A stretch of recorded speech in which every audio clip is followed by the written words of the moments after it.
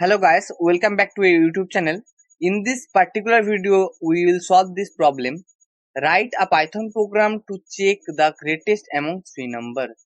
मतलब इस प्रॉब्लम में क्या कहा है कि तीनों नंबर के अंदर कौन सा ग्रेटेस्ट है वो हमको फाइंड आउट करना पड़ेगा।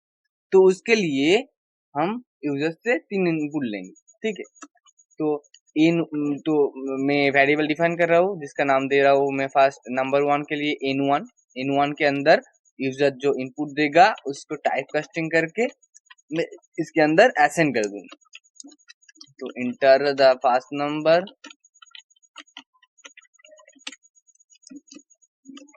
उसके बाद मैं कॉपी पेस्ट कर दूंगा इसको ही।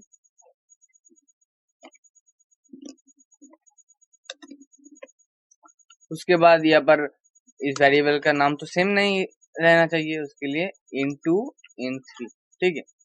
तीनों वेरिएबल डिफाइन कर दिया और यहाँ पर थोड़ा चेंज कर देता है। तो यहाँ पर सेकंड कर दूंगा, उसके बाद यहाँ पर थर्ड कर दूंगा।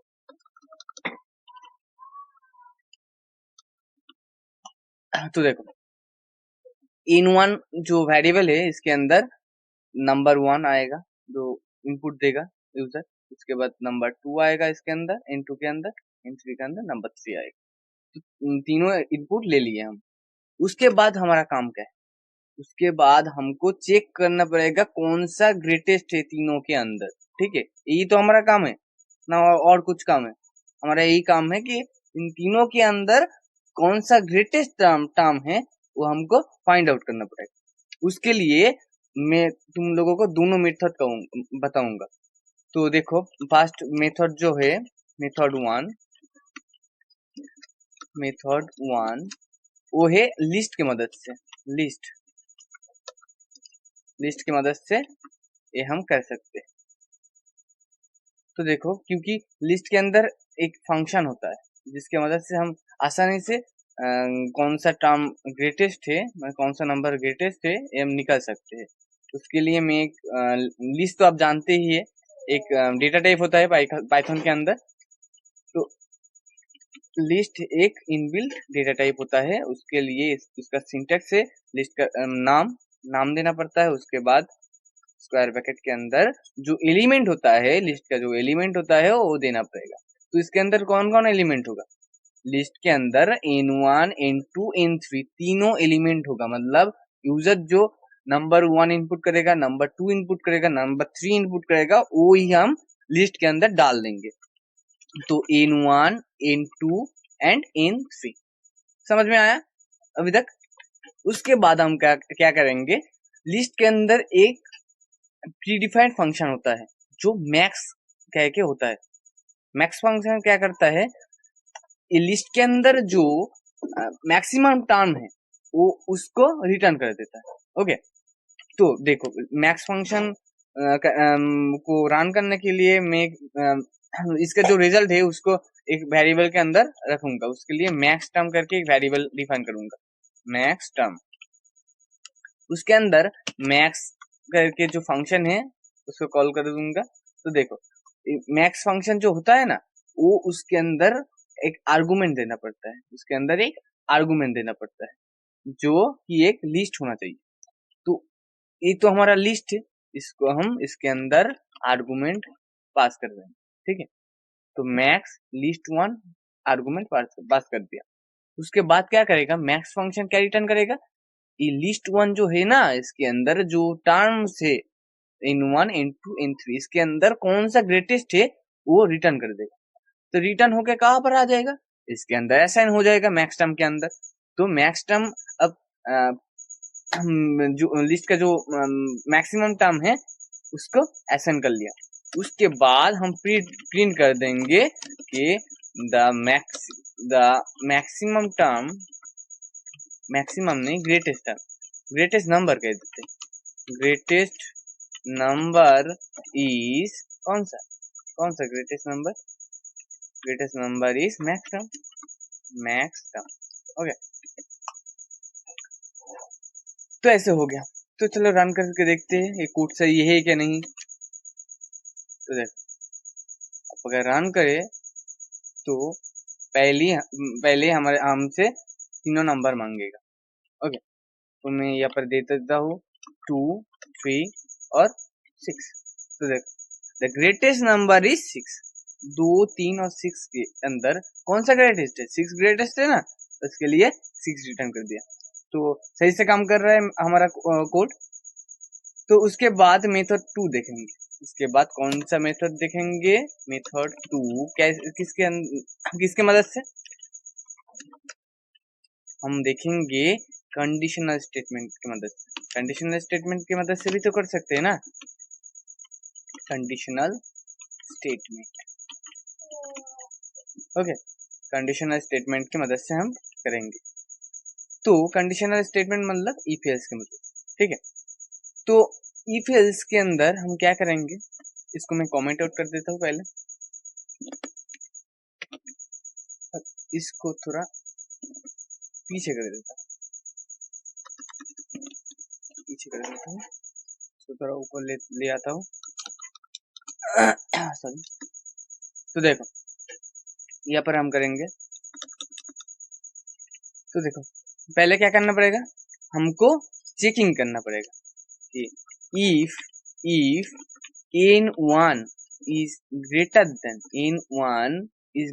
than or equal to n2।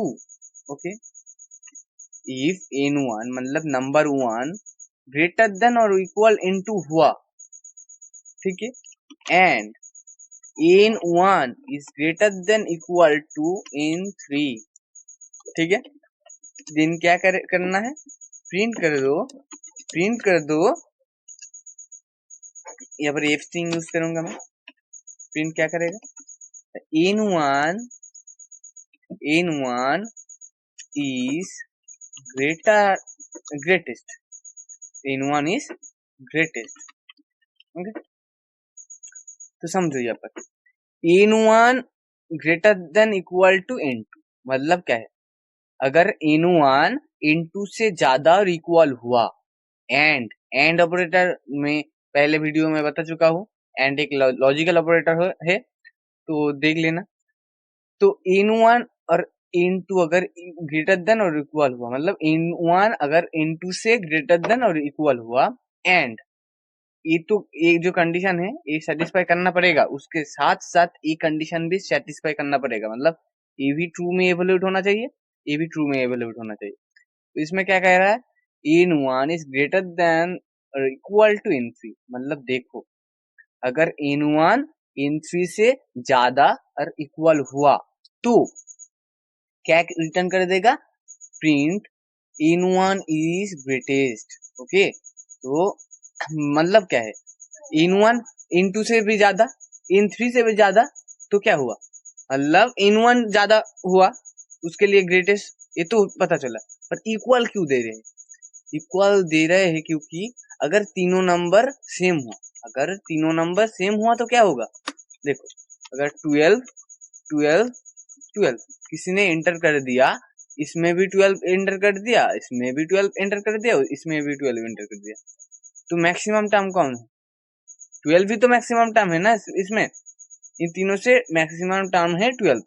उसके लिए इक्वल भी हो सकता है, उसके लिए हम यहाँ पर ग्रेटर देन और इक्वल टू दिया। ओके, यहाँ तक समझ में आया। तो देखो इसके बाद हमको क्या करना है, इसके बाद फिर से हम कंडीशन चेकिंग करेंगे, क्या कंडीशन चेकिंग करेंगे, सॉरी, इसके अंदर देखेंगे n2 is greater than equal to, equal नहीं देंगे अब, क्योंकि इक्वल तो पहले ही चेक कर चुके हैं, उसके लिए इक्वल नहीं देंगे। n2 is greater then n1, मतलब n2 क्या n1 से ज्यादा है, n1 से ज्यादा हुआ तो क्या वो ग्रेटेस्ट हो गया, नहीं ग्रेटेस्ट तो तभी नहीं हुआ, वो अगर n3 से भी ज्यादा हुआ तो वो ग्रेटेस्ट होगा। तो उसके लिए हम और एक कंडीशन दे देते हैं, उसके साथ जोड़ देते हैं एंड ऑपरेटर की मदद से कि n2 is also greater than, अगर n3 हुआ तभी ये ग्रेटेस्ट है। तो प्रिंट क्या कर देंगे ये n2 is greatest, n2 is 2 is greatest. Okay, तो देखो उसके बाद तो यहाँ पर फिर से समझ लेते हैं। अगर n2 n1 से ज्यादा हुआ एंड n2 n3 से ज्यादा हुआ, मतलब एंड क्या होता है, अगर n2 n1 से ज्यादा हुआ, a ट्रू में एवोल्यूट हुआ एंड a भी ट्रू में एवोल्यूट हुआ, तो तब भी ये ट्रू हो जाएगा, ये पूरा का पूरा ट्रू में एवोल्यूट हो जाएगा और ये पार्ट एग्जीक्यूट कर जाएगा। तो यहाँ पर समझ में आया। उसके बाद हम एल्स पार्ट देंगे। एल्स पार्ट, अगर n1 ग्रेटेस्ट नहीं हुआ, n2 भी ग्रेटेस्ट नहीं हुआ, तो कौन ग्रेटेस्ट है, मतलब n3 ग्रेटेस्ट है ना। हमारा पास तीनों नंबर है, n1 n2 और n3, ठीक है। तो उसके अंदर n1 अगर ज्यादा नहीं हुआ, n2 भी अगर ज्यादा नहीं हुआ, तो कौन बाद है, यहाँ पर n3 है लास्ट तक। उसके लिए हम प्रिंट कर देंगे, अगर दोनों कंडीशन सेटिस्फाई नहीं हुआ तो प्रिंट कर देंगे कि n3 is greatest, n3 is greatest। Okay, समझ में आया। तो इसको रन करके देख लेते हैं। अगर मैं यहाँ पर 5 दे दिया, यहाँ पर 2 दे दिया, यहाँ पर 3 दे दिया, देखो 5 इज ग्रेटेस्ट। अच्छे से काम कर रहा है हमारा कोड, अब भी तो अच्छे से काम कर रहा है। फिर से चेक करते हैं, नेक्स्ट वाला टर्म ज्यादा दे देते हैं, 2 6 और 1, कौन सा ज्यादा, 6 इज ग्रेटेस्ट। उसके बाद फिर से चेक करेंगे, 2 3, इस बार लास्ट वाला टर्म ज्यादा दे देते, 7 इज ग्रेटेस्ट।